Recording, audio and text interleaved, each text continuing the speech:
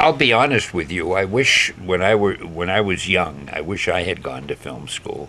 I would love to know how to produce and make a movie, you know.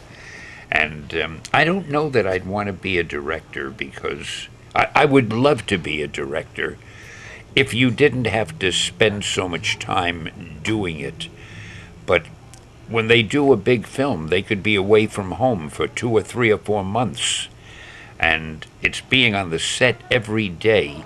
And the thing that amazes me is that directors can keep their interest up while they're involved in such minutiae, such little details that they have to concentrate on. Where let's do that scene over because the light wasn't right, or let's do that over because the sound quality wasn't right. And you do one scene over and over, then you have to wait maybe for a few hours while the camera sets up for the next scene, and then you have to do that over. I don't think I'd have the temper. I think you have to have, and you would know better than anyone, a certain temperament for that sort of thing. The early Captain America movie, I didn't think it was very good. The one that was done years ago, real low budget movie. Um, it just, I don't know what specific mistakes were made, but it looked like a low budget movie. There was a Sergeant Fury was done on television as a movie of the week or something, you know, a movie for television. And everything about it I thought was pretty good. David Hasselhoff played Sergeant Fury, and I thought he did a good job. But the mistake they made there, I think the girl they cast for the villain was a good actress, but she wasn't right for that role. And to me, it ruined the whole thing. And so often, if you have the wrong person in a major role, if you have the wrong music, if you have the wrong approach or attitude, I mean, there are so many elements that have to all come together and gel perfectly. And I feel funny telling this to you. You're a director and I'm not. I mean, very often, when something is intended for TV, they feel the need to change the original script to have it more accommodating for the TV screen for many reasons, and very often that ruins it. But that happens with movies too. Very often there'll be a successful novel that people enjoyed as a book, and yet when they film it, unfortunately, they will leave out the very element that made the book a success. And sometimes that element could be magnificent dialogue, brilliant dialogue.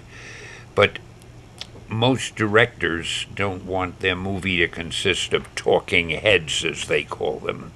So they'll leave out this dialogue, which might be what fascinated the readers the most. Or there could be countless other things that are left. Sometimes a book could sell well because even though it's a serious story, there was an underlying tone of humor which gave it a good balance.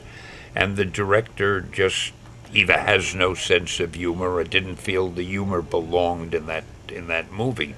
And from what I've seen, the director, even though there are producers on the set and so forth, the director really is in charge, and he's the one who determines the mood of the movie. He determines the pace.